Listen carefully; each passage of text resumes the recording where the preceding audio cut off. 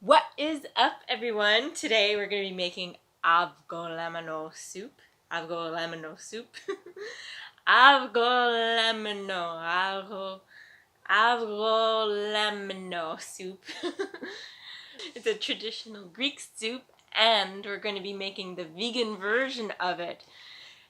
Stay tuned to the very end because you never know what will come up. Fun facts or funny moments that are unexpected. I leave those in too, so stay tuned to the very end, and remember to hit the like button, hit the subscribe button, and comment below. Let me know if you've made this recipe, plan on making the recipe, or making your own version. I'm combining two recipes and making them vegan, so let's head over to the kitchen and get cooking!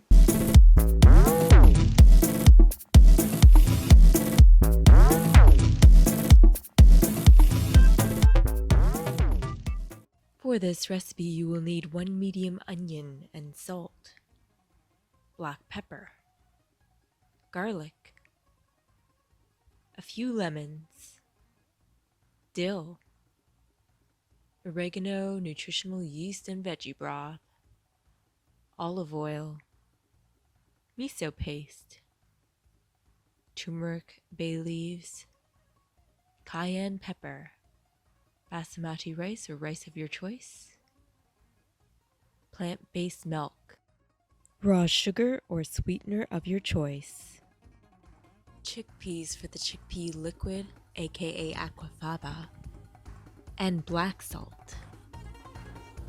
This is the delicious avgolemono soup we're going to be making today. We're just going to chop 1 onion.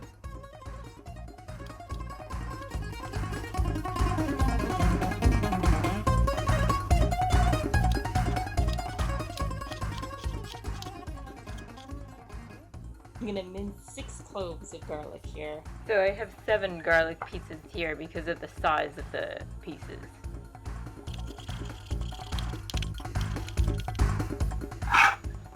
And I'm just gonna chop up our dill here.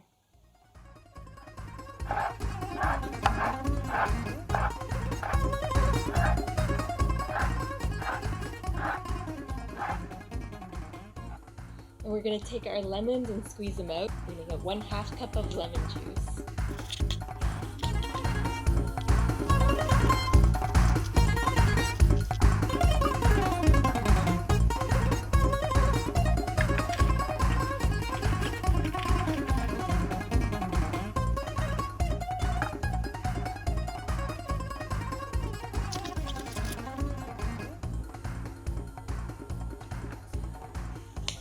And we're gonna get a 1/3 cup of, whoops, I'm gonna get a 1/3 cup of rice. Oh man, I need to clean it up later. Oh, I have to stand for this. Oh, please, go in. Okay, we have our 1/3 cup of rice. We're gonna rinse it off and it's gonna go in the pot with our veggie stock. What we're going to do to start is get our veggie broth heated up. You can do it the slow method and make your own veggie stock if you wish, but we're doing the quick and easy method. It's going to still take a little bit of time, of course, but this will speed things up a lot more just using the veggie broth. I'm just going to set the stovetop to medium and simply add our veggie stock. I'm going to put bay leaf and a little bit more in there. A little bit of salt because we're going to add some miso paste. Cayenne. And we'll get our other pan medium while we're working on this. Pour in some nutritional yeast. It's going to give it an umami flavor. Umami. Some black pepper. And we're going to add some turmeric just because. Adding a little bit of sugar, natural cane sugar.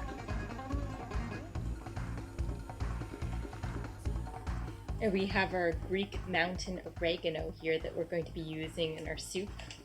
Comes on the stem and it's fresh and amazing. It's nice and bold. And we just take it off the stems, the amount that we require. We'll just crumble some of the oregano in.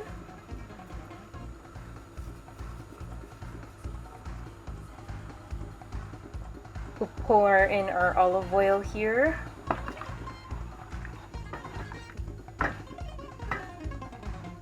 Pour in our rice into the soup stock pot. And we're going to pour in our onions.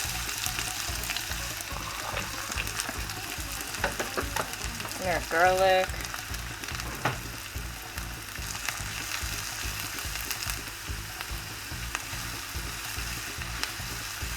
Just lowered our heat of our soup stock.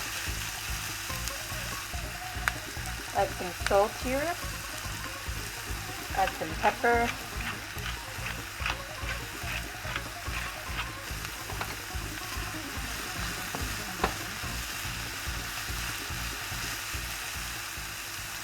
This is my kitty, Simba. Anyway, I just wanted to share some people argue where different dishes originate, but the beauty is that there are influences from all different countries on the popular dishes that we know today that are dominantly associated with one particular country. And the history of our modern day dishes have either been formed accidentally or through worldwide migration, even through intermarriage as well. I can just imagine how amazing these discoveries must have been so long ago, discovering all these new dishes with the mishmash of the different countries and cultures. People are still finding new ways to do things in the fusion cuisine realm as well. Avgolemono soup has been traced by food historians to southern Europe, and it is suggested that Sephardic Jews introduced their version called agristada or salsa blanca to Greece. Jews in Iberia prepared this soup with pomegranate juice or bitter orange juice. In the 10th century, lemon became very popular in the Mediterranean, and Sephardic Jews played a primary role in citrus cultivation. Turks, Balkans, and Italians all have their own version of this soup as well.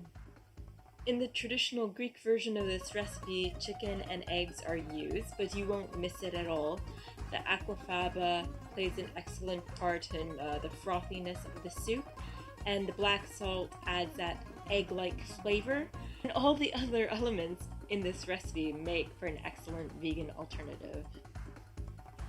And if you like, you can always get the vegan meat that has a chicken-like consistency, but be sure to shred it up because this dish is meant to have the shredded type of chicken, not the big chunks, because in the traditional recipe, the chicken is slow cooked. And back here, we're just going to add our miso paste. It gives it that umami flavor. Because it's a vegan dish, so we want to bring a rich flavor to this dish.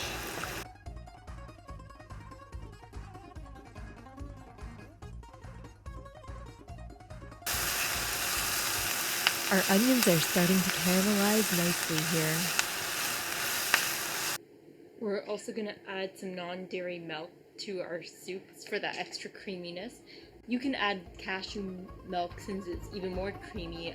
We're just using what we have, so it's almond milk.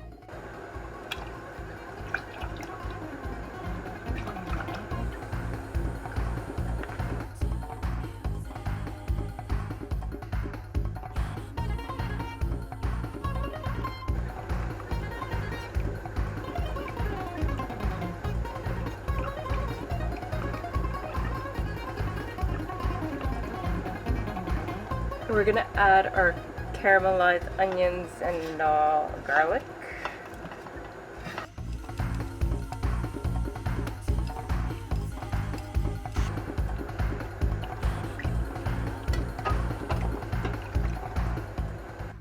So we have our hand blender, which is not in perfect shape, but it still works. We'll go ahead and get our aquafaba going.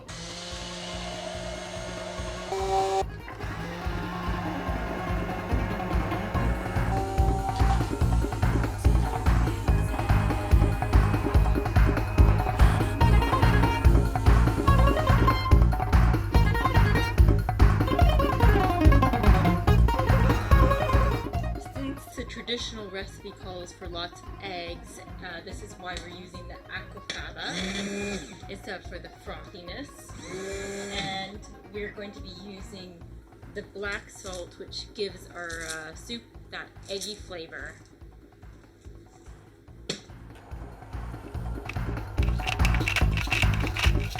So add a little bit of the black salt.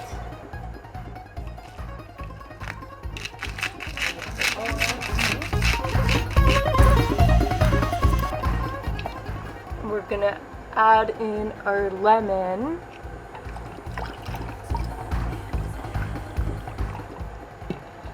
And we're going to add in our aquafaba.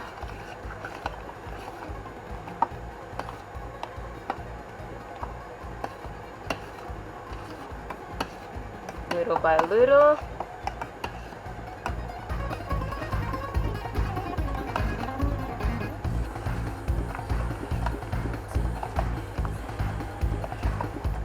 And I honestly think that's enough. Now for the finishing touches, I'm going to sprinkle in our dill. Usually fresh herbs are added at the end. So sprinkle in our dill here.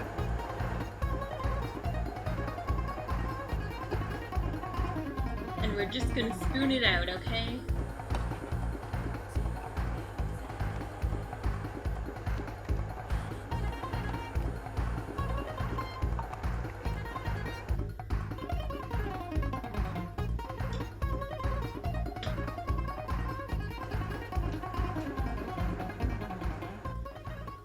And here you have it, our delicious Avgolemono soup.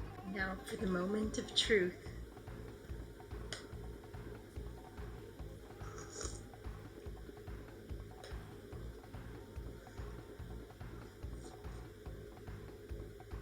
Turned out quite nice. Stay tuned for next week's episode of Vegetarian Cooking with JJ's. Feel free to leave your comments. Hit that thumbs up button.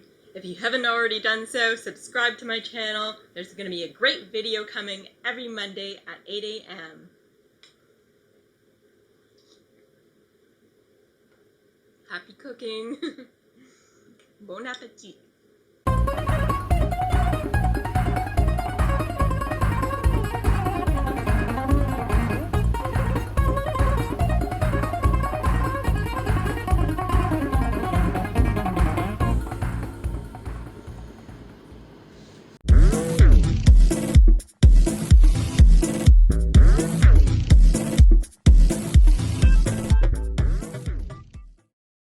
In the 10th century, lemon became very popular in the Mediterranean, and Sephardic Jews played a primary role in citrus cultivation. Oh no! And all the other elements in this recipe.